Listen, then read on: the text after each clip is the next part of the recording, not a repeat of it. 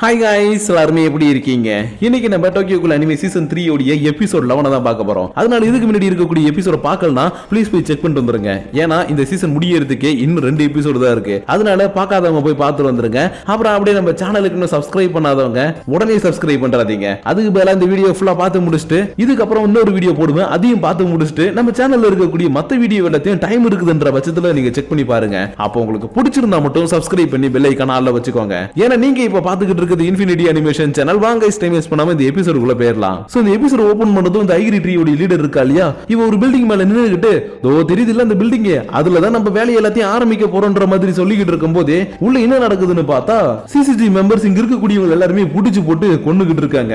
ஏன் இங்க இருக்கவங்க ஹியூமன் தெரிஞ்சா கூட அவங்களையுமே பாரபட்சம் பார்க்காம கொன்னு கடாசுறாங்க.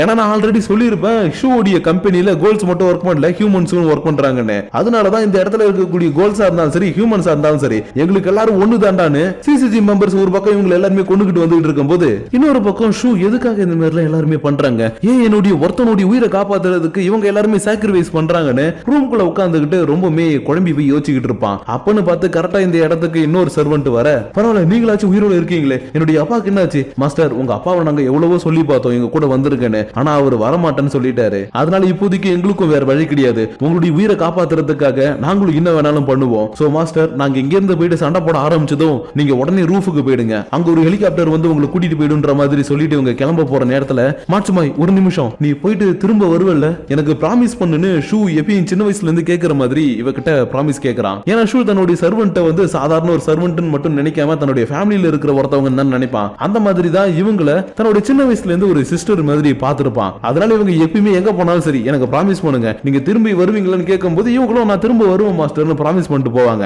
அந்த மாதிரி தான் இந்த இடத்துல இவன் பிராமிஸ் கேட்கும்போது இல்ல மாஸ்டர் இந்த தடவை என்னால பிராமிஸ் பண்ண முடியாது, ஏன்னா என்ன நடக்க போகுதுன்னு யாருக்குமே தெரியாது இல்லையா, அதனால நான் பிராமிஸ் பண்ண விரும்பல மாஸ்டர், அதுக்கு பதிலா இந்த இடத்துல நான் சண்டை போட விரும்புறேன். சோ நான் போயிட்டு எல்லாரும் கூட சண்டை போட ஆரம்பிக்க போறேன், நீங்க இங்க இருந்து கிளம்புங்கன்னு இவங்க ரெண்டு பேரும் இங்க வரக்கூடிய சிசிசி மெம்பர்ஸ் தடுக்கிறதுக்காக போக இன்னொரு பக்கம் குயின்ஸ் ஸ்குவாட்ல இருக்கவங்க எல்லாரும் வேக வேகமா ஒரு ஃப்ளோரா ஏறி வந்துகிட்டே இருக்கிறாங்க. அது போக எக்கச்சக்க கோல்ஸையும் போட்டு தள்ளிட்டு இருக்காங்க. இருந்தாலும் ஐசிஏ இந்த பில்டிங் உடைய டாப்புக்கு போக சொல்லி ஒரு ஆர்டர் கொடுக்குறாங்க. ஏன்னா டாப்ல இருந்து யாராச்சும் தப்பிக்கிறதுக்கு வாய்ப்பு இருக்குது இல்லையா, அதனாலதான் இந்த பில்டிங் உடைய டாப்புக்கு போப்பான்னு சொன்ன அடுத்த செகண்டே இவன் இருக்கக்கூடிய ஃப்ளோர்ல இருந்து ஜம்ப் பண்ணி வெளியில வந்ததும் தன்னுடைய காகனியை யூஸ் பண்ணி இந்த பில்டிங் உடைய டாப்புக்கு போக கரெக்டா ஷூவும் இப்போதான் இந்த பில்டிங் உடைய டாப்புக்கும் வந்திருப்பான். அதனால இவனை பார்த்த உடனே ஐசிஏ இவனான்ற மாதிரி ரைட்டா கொஞ்சம் ஆச்சரியத்தில் நின்னுட்டு இருக்கும்போது தேர்ட் வார்டோட லீடரும் என்னப்பா மேல போயிட்டியா, அங்க யாராச்சும் இருக்காங்களா, ஏதாச்சும் ஆபத்தான்ற மாதிரி கேட்க இல்ல இங்க யாரும் இல்ல நான் மட்டும் தான் தனியா இருக்கிறேன்னு போய் சொல்லிடுறான். ஏன்னா இப்ப ரீசெண்ட் டேஸா ஷூவும் இவனும் நல்லா பழகிட்டு இருக்காங்க இல்லையா, அப்படி இருக்கும்போது இவன் இந்த இடத்துக்கு வந்ததுமே இவனுக்கு தெரிஞ்சு போயிடுச்சு இவன் ஒரு கோல்னு. அதனால இவனை கொல்றதா இல்ல என்ன பண்றது தெரியாம தான் இல்ல இங்க யாருமே இல்லன்னு போய் சொன்னதுக்கு அப்புறம்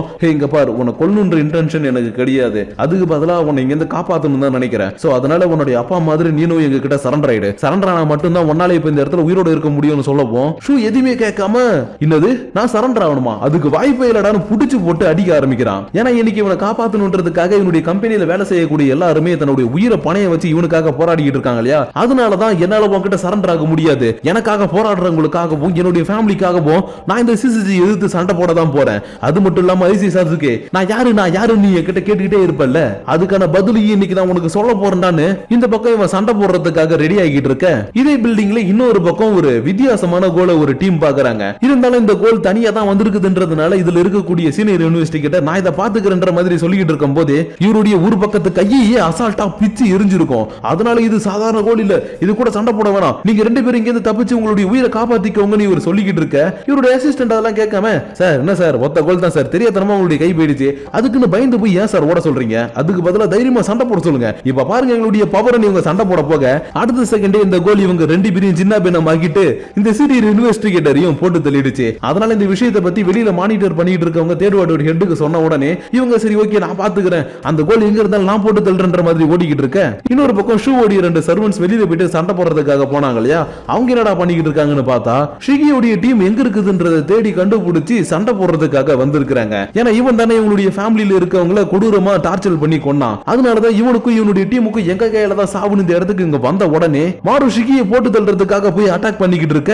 இந்த டீம்ல புதுசா சேர்ந்திருக்கிறவளை கொல்றதுக்காக ஷூவுடைய அக்கா தன்னால முடிஞ்ச அளவுக்கு கொடூரமா அட்டாக் பண்றாங்க. ஆனா இவ பண்ணக்கூடிய ஒரு அட்டாக் கூட இந்த பொண்ணு மேல விழவே இல்ல. ஏன்னா அந்த அளவுக்கு தன்னுடைய குயின்கே வச்சுக்கிட்டு செம ஃபாஸ்டா சண்டை போடுறா. அதனால இந்த டீம் கூட இவங்க ரெண்டு பேரும் சண்டை போட்டுக்கிட்டு இருக்க.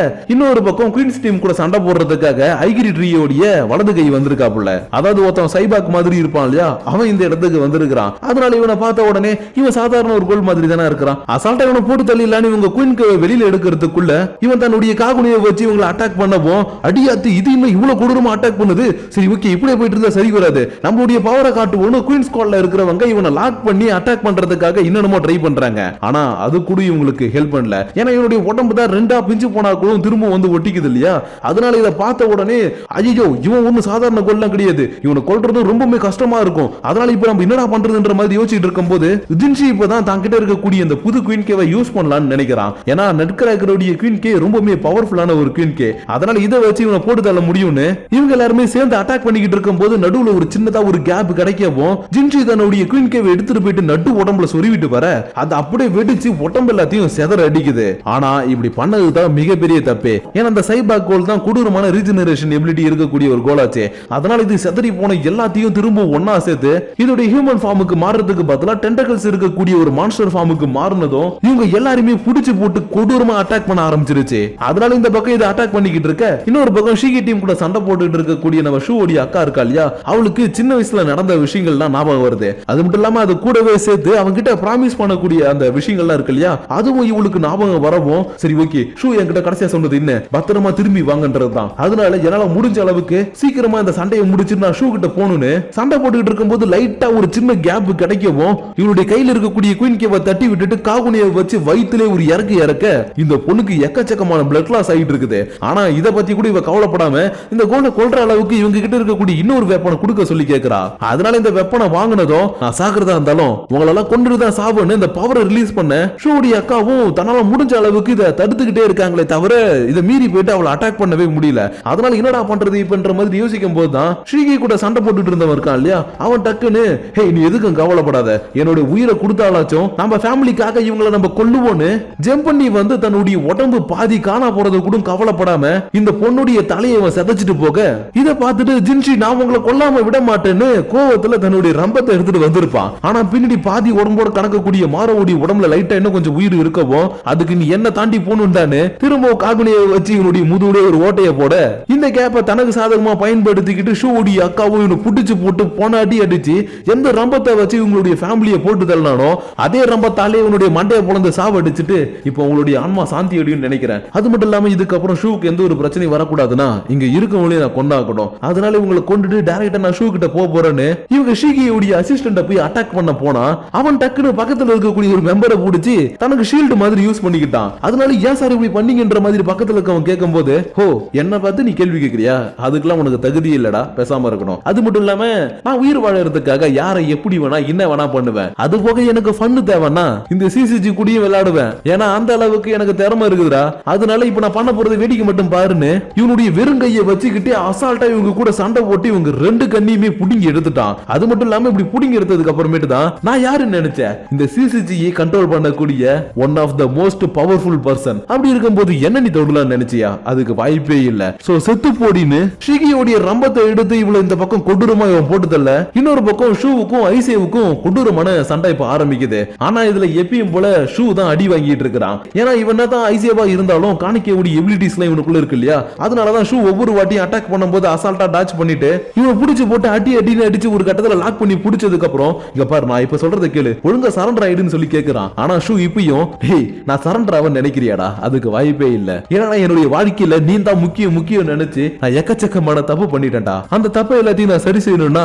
ஒண்ணு நான் உன்னை கொல்லணும் இல்ல நீ என்ன கொல்லணும், அதனால முடிஞ்சா என்ன கொல்லு இல்லனா நான் உன்னை கொன்னுடுவேன்டான்ற மாதிரி இவன் சொல்லிக்கிட்டு இருக்கும் போது ஐசியை யாரோ ஒருத்தவங்க வந்து அட்டாக் பண்ண இவனுடைய ஒரு பாதி கையே துண்டா போயிடுச்சு. அப்படி யாரா இந்த அளவுக்கு வந்து அட்டாக் பண்ணதுன்னு பார்த்தா சைக்கோவா மாறி இருக்கக்கூடிய கானே தான். அதனால இவளுடைய பவரை பார்த்ததும் ஹே கானே உனக்கு என்னடா ஆச்சு, எப்படி இந்த அளவுக்கு பவரா மாறின, எதுக்கு இந்த மாதிரி மாஸ்க போட்டுருக்குன்னு கேட்க மாஸ்டர் நான் யாருன்னு இப்பவும் உங்களுக்கு புரியல, சரி ஓகே நீங்க புரிஞ்சுக்கலனால எனக்கு பரவாயில்ல, இவனை நீங்க கொல்லாம விட மாட்டான் மாஸ்டர், உங்க மேலே இவன் கையை வச்சுட்டால இவனை நான் கொல்லுவேன்னு ஐசியோடைய கழுத்தை பிடிச்சு நெரிச்சுக்கிட்டு இருக்க.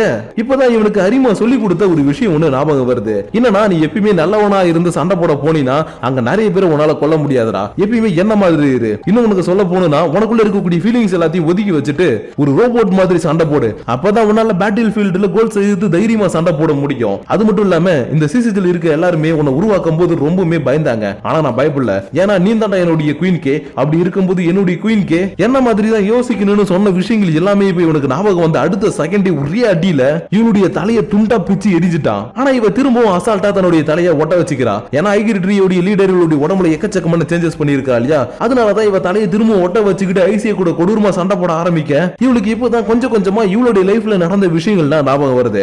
ஏன்னா இவ சின்ன வயசுல தன்னுடைய அப்பா அம்மா கூட இருக்கும்போது அந்த வீடு மொத்தமாவே எரிஞ்சு போய் ரொம்பவே ஏழையான ஒரு நிலைமைக்கு வந்திருப்பாங்க. அந்த சமயத்துல தான் பொண்ணா இருந்தவளை பையன் மாதிரி நடிக்க சொல்லி அந்த ஃபேமிலியில காசுக்கு வித்திருப்பாங்க. ஆனா இந்த விஷயம் எல்லாமே ஷூவோடைய அக்கா மாதிரி இருக்காங்க இல்லையா, அவங்களுக்கு ஒரு கட்டத்துல தெரிய வந்திருக்கும். ஆனா இவங்களையுமே இந்த இடத்துல காசுக்காக ஒருத்தவங்க வித்துட்டு போனாங்கன்றதுனால இவங்களுக்கு இவளுடைய கஷ்டம் எல்லாமே புரியும். அதனாலதான் சரி ஓகேப்பா, உன்னை பத்தின உண்மையை நான் யாருமே சொல்ல போறது கிடையாது, அதனால இந்த இடத்துல நீ எப்படி இருக்கணும்னு நினைக்கிறியோ அப்படி இருந்துக்கோ, ஏன் உனக்கு உண்மையை சொல்லணும்னு தோணுச்சுன்னா கூட ஷூ கிட்ட சொல்லுன்னு சொல்லி இருப்பாங்க. ஆனா இவ ஷூ கிட்ட அந்த உண்மையை சொல்றதுக்கு பதிலா ஒரு பையன் மாதிரி பக்கத்துல இருந்து அவனை சைட் அடிச்சுக்கிட்டு லவ் பண்ணிட்டு இருந்திருப்பா. அதனாலதான் ஐகிரி ட்ரீயோட லீடர் இவளை மைண்ட் வாஷ் பண்ணவும், ஆமா என்னுடைய ஷூவுக்காக நான் எல்லாத்தையும் பண்ணணும், அவருக்காக நான் என்ன வேணா பண்ணுவேன்னு இப்படி ஒரு சைக்கோ கோலா மாதிரி இவனை புடிச்சு போட்டு போன அடி அடிச்சிருந்திருப்பா. ஆனா என்ன பண்றது, ஐகிரி ட்ரீ லீடர் இருக்கா இல்லையா, அவ பிளான் பண்ணதே வேற.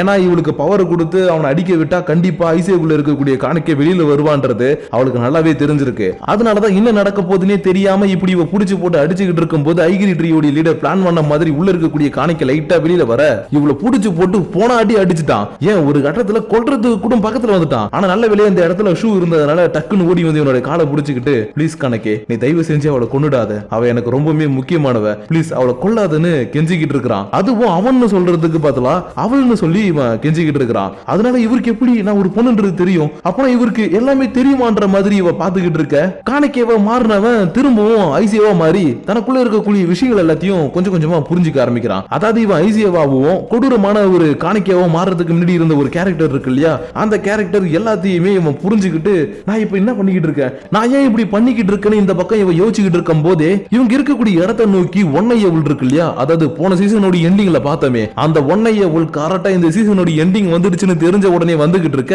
அப்படியே இந்த இடத்துல இந்த எபிசோட முடிச்சிட்டாங்க. சோ கைஸ் இந்த எபிசோடு உங்களுக்கு பிடிச்சிருக்கும் நினைக்கிறேன். அது மட்டும் இல்லாம ஃபினாலியாவை நெருங்கிட்டோன்றதுனால கொஞ்சம் ஸ்டோரி லைட்டா ஜவ்வு மாதிரி இழுத்துக்கிட்டே வந்தாலும் கடைசியில ஸ்டோரிய நல்ல விறுவிறுன்னு கொண்டு வந்துட்டாங்க. அதனால நெக்ஸ்ட் எபிசோடு வரும்போது எல்லாருமே மறக்காம போய் செக் பண்ணுங்க. ஆனா அதுக்கு முன்னாடி இந்த வீடியோ பார்த்தீங்கன்னா உங்களுடைய பர்சனல் தாட்ஸ் அண்ட் வியூஸ் கீழே இருக்கக்கூடிய லைக் ஷேர் பட்டனை தட்டி விட்டுட்டு அதுக்கும் கீழே இருக்கக்கூடிய கமெண்ட் செக்ஷன்ல கமெண்ட் பண்ணுங்க. அப்படி நீங்க பண்ணக்கூடிய அந்த கமெண்ட்ஸோட சேர்த்து உங்களை நான் நெக்ஸ்ட் எபிசோடோட மீட் பண்ற வரைக்கும் உங்களிடமிருந்து விடைபெறுவது உங்கள் நான்.